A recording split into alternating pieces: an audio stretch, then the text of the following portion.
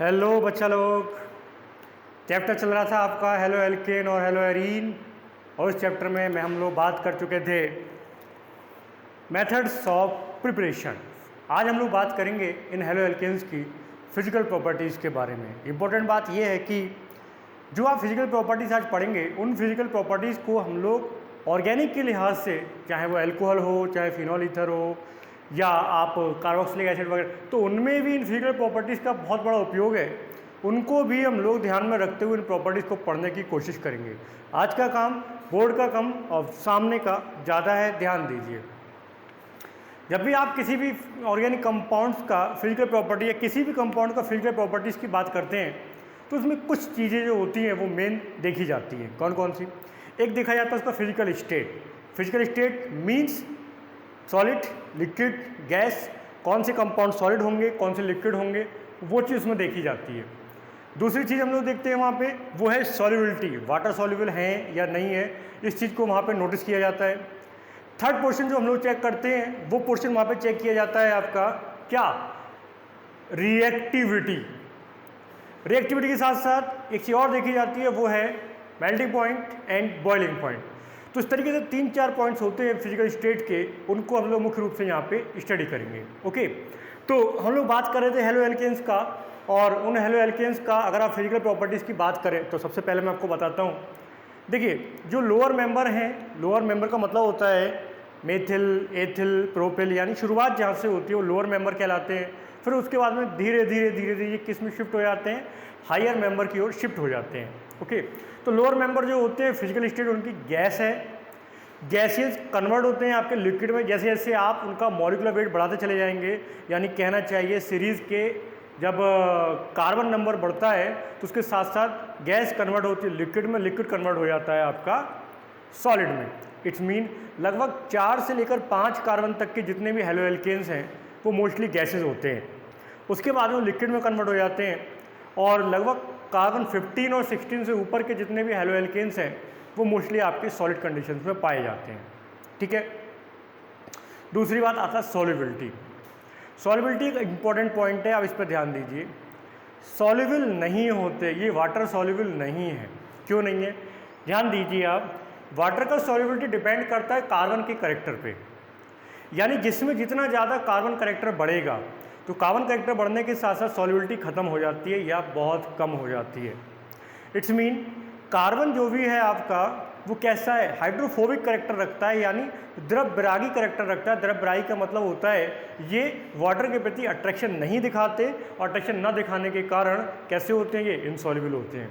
कुछ क्वेश्चन बनते हैं यहाँ पे कि कार्बन हेलोजन जो बॉन्ड यहाँ पे होता है वो पोलर बॉन्ड होता है, और पोलर बॉन्ड के बनने के बावजूद यहाँ पर जो आपका वाटर के प्रति सॉल्युबिलिटी है वो नहीं होती। उसकी वजह है कार्बन करेक्टर, जिसमें कार्बन का वैल्यू जितना ज़्यादा होगा, कार्बन जितना ज़्यादा होता चला जाएगा, कार्बन के बढ़ने के साथ साथ सॉल्युबिलिटी क्या होती है? कम होती चली जाती है। ठीक है, क्योंकि मैंने आपको बताया कार्बन कैसा है, कार्बन द्रव्यरागी करेक्टर रखता है। ठीक है बात। दूसरी इंपॉर्टेंट बात, यदि मैं आपसे पर्टिकुलर ऐसे ही पूछ लूँ कि बताइए CH3F और CH3Cl दोनों में कार्बन बराबर है, अगर इनकी सॉल्युबिलिटी का कंपैरिजन किया जाए तो किसकी ज़्यादा? इंपॉर्टेंट बात, CH3F। क्यों? इंपॉर्टेंट बात यह है कि जहाँ पर निगेटिविटी ज़्यादा होगी, भाई आपको पता है कार्बन हेलोजन बॉन्ड जो होता है उनमें कार्बन पे पार्शियल पॉजिटिव चार्ज और हेलोजन पे पार्शियल नेगेटिव आ जाता है। क्योंकि नेगेटिव इसलिए आ रहा है क्योंकि उसका इलेक्ट्रोनेगेटिविटी ज़्यादा है, इलेक्ट्रॉन का अट्रैक्टिंग पावर उसका ज़्यादा होता है। तो जहाँ पर पोलैरिटी बढ़ेगी, ध्रुवणता यहाँ पे बढ़ेगी, जाहिर सी बात है उनका वाटर सॉल्युबिलिटी बढ़ता है। लेकिन कार्बन के बढ़ने पर सॉल्युबिलिटी धीरे धीरे कम होती चली जाती है। इस बात को आप ध्यान रखें। दूसरी बात, अगर आप इनके पेरेंट हाइड्रोकार्बन उठाएं, पेरेंट हाइड्रोकार्बन मतलब मेथिल क्लोराइड निकला है कहाँ से? मेथेन से निकला है। तो मेथिल क्लोराइड का पेरेंट हाइड्रोकार्बन कौन सा है? मेथेन। अब आपसे कोई क्या बताइए मेथेन और मेथिल क्लोराइड में किसका बॉइलिंग पॉइंट ज़्यादा होगा? सिंपल सी बात है, मेथिल क्लोराइड। वजह, यहाँ पे पोलैरिटी आ गई। हाइड्रोकार्बन में पोलैरिटी नहीं होती, यहाँ पे पोलैरिटी आ गई। इस पोलैरिटी के आ जाने की वजह से क्या होगा? यहाँ पर मेल्टिंग पॉइंट्स बढ़ते हैं, बॉइलिंग पॉइंट बढ़ते हैं। तो एक इंपॉर्टेंट लाइन ये है कि मेल्टिंग पॉइंट्स और बॉइलिंग पॉइंट बढ़ जाया करते हैं अपने पेरेंट्स हाइड्रोकार्बन की तुलना में, किसमें? हेलो एल्केन्स में। ठीक है, याद रखिए आप। दूसरी बात, जैसे जैसे आप नंबर ऑफ कार्बन बढ़ाते चले जाएंगे, कार्बन का नंबर बढ़ने के साथ साथ भी इनके मेल्टिंग पॉइंट्स और बॉइलिंग पॉइंट बढ़ते चले जाते हैं। मेथिल की कंपैरिजन में एथिल, एथिल की कंपैरिजन में प्रोपिल, प्रोपिल की कंपैरिजन में ब्यूटिल। लगातार जैसे जैसे आप लोग कार्बन बढ़ाते चले जाएंगे, कार्बन की वजह से मॉलिक्यूलर वेट बढ़ेगा और मॉलिक्यूलर वेट बढ़ने की वजह से क्या होगा, इनके गलनांक क्वथनांक भी बढ़ते चले जाएंगे। एक सिंपल सा फंडा है। लेकिन इसमें कुछ बातें आपको ध्यान रखनी है जो आपके आगे भी काम आएंगी। तो और सबसे इंपॉर्टेंट पॉइंट है आपका मेल्टिंग पॉइंट और बॉइलिंग पॉइंट, इसलिए इस चीज़ पर थोड़ा सा आप ध्यान देना। जैसे ध्यान दीजिए, मैंने एक कंपाउंड लिखा है CH3 CH2 CH2 CH2 CN। It is called normal butyl chloride. ये एक नॉर्मल ब्यूटिल क्लोराइड है। ठीक है, एक मैंने ले लिया इसकी जगह पर CH3CH और CH पे ले लिया CH3 CH2CN। है ये भी ब्यूटिल क्लोराइड, ये आइसो ब्यूटिल क्लोराइड है आपका। ठीक है, दोनों का मॉलिक्यूलर फॉर्मूला सेम, C4H9Cl। अब अगर आपसे कोई कहे बताइए इन दोनों में किसका मेल्टिंग पॉइंट बॉइलिंग पॉइंट ज़्यादा होगा, तब आप क्या कहोगे? आपने एक लाइन बोली है कि मॉलिक्यूलर वेट बढ़ने के साथ साथ गलनांक क्वथनांक बढ़ते हैं। कार्बन बढ़ेगा तो गलनांक क्वथनांक बढ़ेगा, सिंपल सी बात है। लेकिन एक इंपॉर्टेंट लाइन याद रखनी है कि अगर कार्बन चेन ब्रांच हो जाए, जैसे यहाँ पे ब्रांच हो गई, ये दोनों एक दूसरे के आइसोमर हैं। इसका मतलब क्या है, अगर आइसोमर का आप कंपैरिजन करें बॉइलिंग पॉइंट और मेल्टिंग पॉइंट में, तो हमेशा याद रखिए जितना ज़्यादा ब्रांच हो जाएगा उसका मेल्टिंग पॉइंट या बॉइलिंग पॉइंट उतना ही क्या हो जाएगा, कम हो जाएगा। ठीक है, यानी जिसमें जितना ज़्यादा ब्रांच होगा उसका मेल्टिंग पॉइंट और बॉइलिंग पॉइंट उतना ही क्या हो जाता है, कम हो जाता है। वजह, ब्रांच के बढ़ जाने के कारण पृष्ठीय क्षेत्रफल कम हो जाता है। अरे यार, पृष्ठीय क्षेत्रफल से क्या मतलब है और क्यों कम हो जाता है, इसको ध्यान दीजिए। जब भी ब्रांच बढ़ेगा, ब्रांच के बढ़ने से पृष्ठीय क्षेत्रफल हमेशा कम हो जाएगा। उसकी वजह क्या है, वजह है देखिए, ये वजह मैंने अपने पास से बनाई है। जब वो ब्रांच हो जाएगा, ब्रांच होने के कारण वो कैसा गोलाकार शेप ले लेगा। आप जानते हैं गोले का क्षेत्रफल कम होता है। यहाँ पे लंबी श्रृंखला है, और बिल्कुल अगर देहाती में समझाऊं तो बेटा सीधी सी बात है, आंधी में शाखाएं टूटती हैं पहले, जड़ एक साथ नहीं टूटती। ये मेन जड़ है पूरी, ये उसमें शाखाएं हैं। तो जब भी आप गर्म करने की कोशिश करोगे, टूटेगा कौन, शाखाएं टूटेंगी।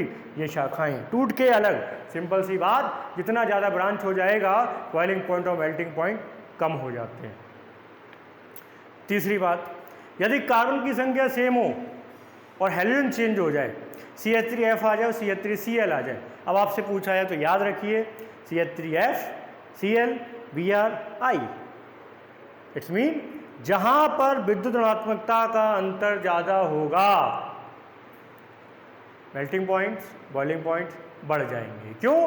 क्योंकि बनने वाला बंध वहाँ पर कैसा हो गया, बहुत मजबूत हो चुका है। जब बंध मजबूत हो जाएगा तो फिर वहाँ पे आपको उसको तोड़ने के लिए क्या करना पड़ेगा, ज़्यादा एनर्जी खर्च करना पड़ेगा। ठीक है बात। तो एक ब्रांच वाला जो पॉइंट आता है, ये एक बहुत इंपॉर्टेंट पॉइंट है, पेपर में कई बार पूछा गया है। कभी बढ़ता क्रम, घटता क्रम, इस तरीके से कुछ पॉइंट्स यहाँ पे पूछे जाते हैं। इन पॉइंट्स को आप लोग याद रखिए। ठीक, तो ये था थोड़ा सा फिजिकल प्रॉपर्टी। मैंने सॉल्युबिलिटी के बारे में आपको बताया, सॉल्युबिलिटी के साथ साथ मैंने आपको बता दिया मेल्टिंग पॉइंट, बॉइलिंग पॉइंट, इनका फिजिकल स्टेट बता दिया।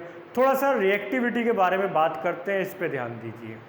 रिएक्टिविटी क्या, रिएक्टिविटी का सीधा सा तात्पर्य है, मान लीजिए आप methyl fluoride, methyl chloride, methyl bromide, methyl iodide ले लें, ये चार चीज़ें आप ले लें। तो जब चार चीज़ें ले लेते हैं तो इन चारों में पूछा जाए बताइए रिएक्टिविटी किसका ज़्यादा, तो जाहिर सी बात है CH3 और F के मध्य बनने वाला बंध बहुत ज़्यादा स्ट्रॉन्ग बॉन्ड है। जब स्ट्रॉन्ग बॉन्ड है तो इतनी आसानी टूटेगा नहीं, और जब बॉन्ड टूटेगा नहीं तो जाहिर सी बात है वो रिएक्शन करेगा नहीं। तो सिंपल सी बात है, जब बनने वाला बॉन्ड बहुत ज़्यादा स्ट्रॉन्ग होगा तो फिर वो बंध इतनी आसानी से नहीं टूटता, और बंध नहीं टूटता इसका मतलब रिएक्टिविटी क्या हो जाता है, कम हो जाती है। यही वजह है कि हैलोजन की श्रेणी में जब आप ऊपर से नीचे की ओर जाते हैं तो ऊपर से नीचे की ओर जाने पर क्या होता है, उनकी रिएक्टिविटी बढ़ती जाती है, क्योंकि फ्लोरीन को हटाना इतना आसान नहीं है जितना आसान हटाना आयोडीन को है। ठीक है बात। दूसरी बात, यहाँ पे बनने वाला बंध एक पोलर बॉन्ड है, ध्रुवणता पाई जाती है। क्यों पाई जाती है ध्रुवणता? सिंपल सी बात है, यहाँ पर हैलोजन इलेक्ट्रॉन को अट्रैक्ट करेगा, पार्शियल नेगेटिव और पार्शियल पॉजिटिव आता है। जब यहाँ पे पार्शियल नेगेटिव और पार्शियल पॉजिटिव की कंडीशन आ रही है, इट्स मीन क्या, इट्स मीन यहाँ पे पोलरिटी उत्पन्न हो गई। विद्युत ऋणात्मकताओं का अंतर जितना ज़्यादा होता है, पोलरिटी उतनी ही ज़्यादा होती है। यानी अगर आप सिंपल सी बात है CH3F, CH3Cl, CH3Br और CH3I, यदि इन चारों को लिया जाए तो सबसे ज़्यादा डाइपोल मूवमेंट की अगर मैं बात करूँ किसका होना चाहिए, CH3F का। एक बहुत रेयर कंडीशन बता रहा हूँ, याद रखना, CH3F की तुलना में CH3Cl का ज़्यादा होता है। डाइपोल मूवमेंट CH3Cl का ज़्यादा होता है CH3F की तुलना में। बाकी सब कुछ सही है, बस यहाँ पे कंडीशन चेंज हो जाती है, इसको आप याद रखना। वजह क्या है, उनके बीच की दूरी घट जाती है, क्योंकि फ्लोरीन का अट्रैक्शन बहुत ज़्यादा होता है। दूरी कम हो जाने की वजह से इस प्रकार होता है। ठीक है बात। और डाइपोल मूवमेंट की अगर आप बात करें तो सीधा सा बात है, विद्युत ऋणात्मकताओं का अंतर। क्लोरोफॉर्म एक डाइपोल मूवमेंट रखता है, अपना पोलर कंपाउंड है, बट CCl4 पोलर नहीं होता। क्यों? उनके परस्पर जितने भी डाइपोल मूवमेंट्स निकल रहे होते हैं वो एक दूसरे को क्या करते हैं, नेगलेक्ट कर देते हैं। तो ये थी आपकी फिजिकल प्रॉपर्टीज़ हेलो एल्केन्स की। कल से हम लोग बात करेंगे केमिकल प्रॉपर्टीज़ की, और केमिकल प्रॉपर्टीज़ में भी सबसे पहले बात करेंगे हम लोग न्यूक्लियोफिलिक सब्स्टिट्यूशन, जो कि बहुत इंपॉर्टेंट है कंपटीशन के लिहाज से। कल बात करेंगे, थोड़ा सा पढ़ने की कोशिश कीजिए, इन फिजिकल प्रॉपर्टी को कंप्लीट कीजिए। हाँ, एक छोटा सा बात, कल एक क्वेश्चन दिया था मैंने, वो क्वेश्चन का आंसर आप लोगों ने मुझको गलत भेजा है, उसके बारे में थोड़ी सी बात मैं आपसे कर दूँ। वो क्वेश्चन ये था, एक मैंने कंपाउंड दिया था CH3H, CH3, CH double bond CH2, और इस पर HBr का रिएक्शन कराया था। जब इस पर HBr की रिएक्शन, मोस्टली लोगों ने Br को यहाँ पर जोड़ा, मोस्टली क्या 99% बच्चों के जो जवाब आए हैं उन्होंने Br यहाँ पर जोड़ा। ये गलत है। अब ये गलत क्यों है, इस चीज़ को थोड़ा सा समझ लीजिए, फटाफट समझा देता हूँ इसको। देखिए, ये बात तो तय है, HBr टूटेगा तो H प्लस और Br माइनस देगा। अटैक करने के लिए H प्लस जाएगा, क्योंकि इलेक्ट्रॉन इसमें ही योग होता है यहाँ पे। जब H प्लस यहाँ पे पहुँचेगा तो कंडीशन क्या आएगा, CH3 पे यहाँ पे CH3, CH double bond CH2, इसके पास में पहुँचा H प्लस। जैसे ये H प्लस पहुँचेगा, इलेक्ट्रोमैग्नेटिक प्रभाव की घटना होगी, या तो इलेक्ट्रॉन इधर चले जाएंगे या इधर चले जाएंगे, दो तरफ जाएंगे। जब दो तरफ जाएंगे तो दो कंडीशन बनेंगी। कौन कौन सी? एक तो ये बन सकती है, CH पे पॉजिटिव चार्ज, इधर CH3 हो जाएगा, और एक कंडीशन बन जाती है CH3 CH, CH3 CH2 और CH2 पे पॉजिटिव चार्ज, यानी एक तरफ H जुड़ जाएगा, एक तरफ पॉजिटिव चार्ज। ये दो कंडीशन बन सकती हैं। आपने बिल्कुल सही किया है अपने अनुसार कि सर हमने ये सेकेंडरी वाला कार्बोनियम है ज़्यादा स्टेबल, इसलिए मैंने Br को यहाँ पे जोड़ दिया। लेकिन यहाँ पे विशेष घटना होती है, ये वाला H यहाँ से ट्रांसफ़र होकर यहाँ पहुँच जाता है, ये वाला H यहाँ से ट्रांसफ़र होकर यहाँ पहुँच गया।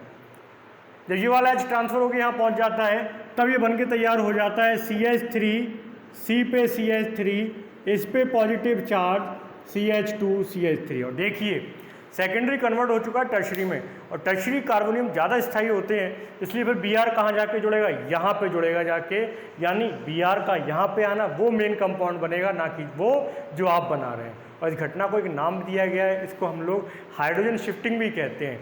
हाइड्रोजन शिफ्ट हो जाता है अधिक स्थायी कंपाउंड बनाने के लिए। ओके, तो ये उसका आंसर। ठीक है बात। और कोई दिक्कत हो आप मुझे फ़ोन पर बताएं। कल हम लोग मिलेंगे एक नए टॉपिक के साथ, chemical properties of mono halo alkane. तब तक के लिए धन्यवाद।